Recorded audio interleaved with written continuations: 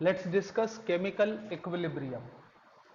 अब देखिए, कोई भी केमिकल रिएक्शन जब हम कराते हैं तो सबसे पहला क्वेश्चन हमारे दिल में यह आना चाहिए कि दो रिएक्टेंट्स यानी दो इंग्रेडिएंट्स को जब हम कॉम्बिनेशन के लिए डालें असेंबली में, तो क्या वो रिएक्ट करेंगे? इस चीज को कहना चाहिए फिजिबिलिटी। और याद रखना, रिएक्शन की फिजिबिलिटी या स्पॉन्टेनिटी केमिकल यानी थर्मोडायनेमिक्स एक्सप्लेन करता है। उसके बाद अगर होता है रिएक्शन तो कितने देर में होगा, यानी कितना फास्ट या स्लो वो रिएक्शन होगा, इस बात का आंसर हमें केमिकल काइनेटिक्स देता है। अब कितने एक्सटेंट तक के रिएक्शन होगा, इस चीज का आंसर केमिकल इक्विलिब्रियम देगा।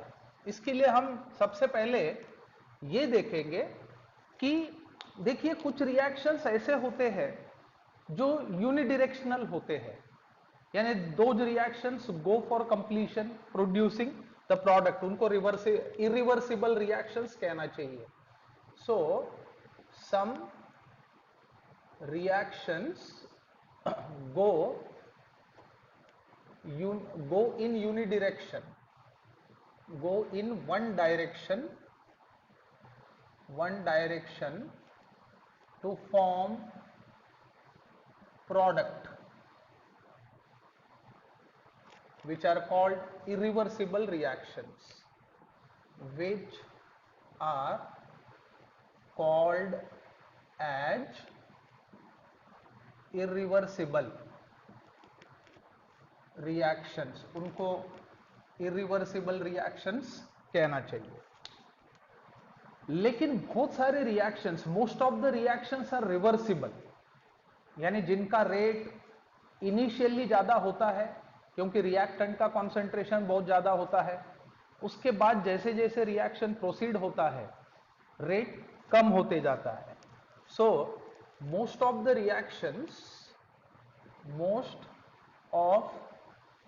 रिएक्शंस आर रिवर्सिबल, बहुत सारे रिएक्शंस रिवर्सिबल होते हैं। अब यहां पे हम कंसीडर करेंगे एक reversible reaction. So consider reversible reaction of type, अब इसमें हम कंसीडर करेंगे A plus B gives D plus C, या फिर C प्लस D, ऐसा भी बोल सकते हैं। अब यहां पे हमें समझना होगा, सबसे पहले जब हम A और B को लेते हैं, ये रिएक्टेंट है, अगर हम फॉरवर्ड रिएक्शन की बात करें तो इनिशियली इन दोनों का कॉन्सेंट्रेशन ज्यादा होता है, इसलिए in the beginning rate is extreme, यानी ज्यादा रेट होगा, and reaction go in one direction, that is to give C and D, जो हमारे प्रोडक्ट्स है। सो बिगिनिंग में क्या होगा? सो इन बिगिनिंग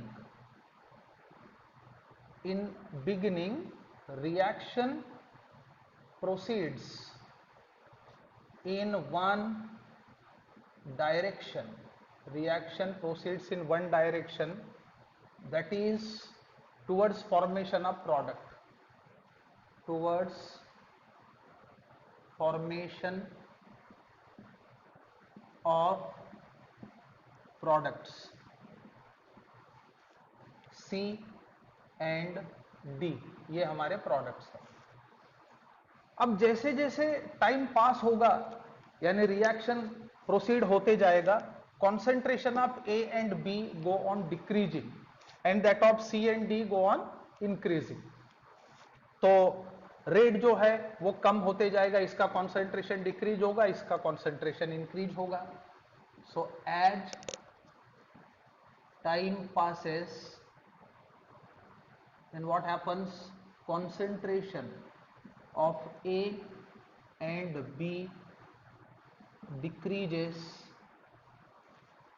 while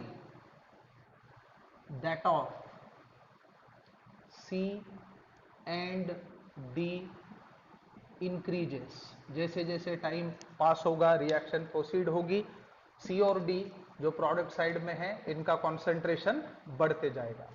अब सबसे इंपॉर्टेंट चीज ये याद रखना है कि rate depends upon concentration of reactant reacting at that very moment. यानी जिस किसी मोमेंट पे हम रेट ऑफ रिएक्शन देखेंगे तो हमें यह समझने की आवश्यकता है कि जितना रिएक्टेंट का कॉन्सेंट्रेशन ज्यादा होगा उतना ही रेट ज्यादा होगा, याद रखना। So rate of reaction depends upon concentration of reactants. In fact, it is directly proportional to the concentration of reactant. अब अगर रिएक्टेंट का कॉन्सेंट्रेशन डिक्रीज अगर होता है तो रिएक्शन का रेट भी डिक्रीज होगा। So rate of reaction decreases with decrease in concentration of reactant। इसलिए शुरुआत में यानी इनिशियली रेट जो है वो ज्यादा दिख पड़ता है। So decreasing rate of forward reaction equal to increasing rate of reverse reaction. ये जब होगा तब हम कह सकते हैं कि chemical equilibrium has been established. याद रखना है, यानी फॉरवर्ड और रिवर्स रिएक्शन के रेट्स जिस मोमेंट पे इक्वल हो जाते हैं तब हम बोल सकते हैं कि इक्विलिब्रियम एस्टैब्लिश हो गया है। So decreasing rate of forward reaction equal to increasing rate of reverse reaction, and there are no further changes in concentration of reactant and product.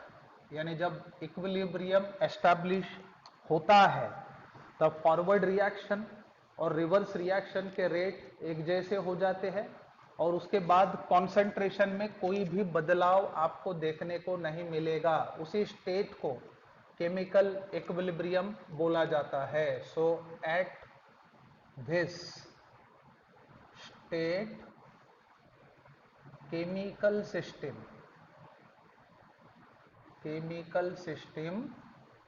is at equilibrium और इस इक्विलिब्रियम को हम chemical equilibrium कह सकते हैं। तो अब देखिए केमिकल इक्विलिब्रियम का जेन्युइनली मीनिंग क्या होता है। So state at which rate of forward reaction is equal to the rate of reverse reaction is called the chemical equilibrium. So state of chemical reaction at which the rates of forward and reverse reaction are equal is known as chemical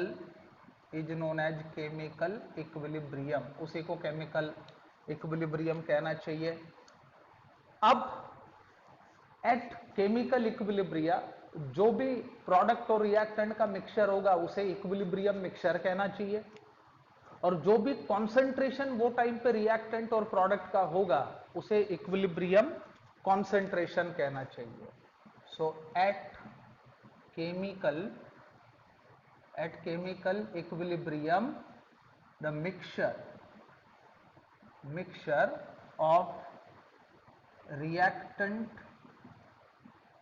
and product is called as equilibrium mixture, and concentration of reactant and product is known as equilibrium concentration. So it was all about introduction related to the chemical equilibrium.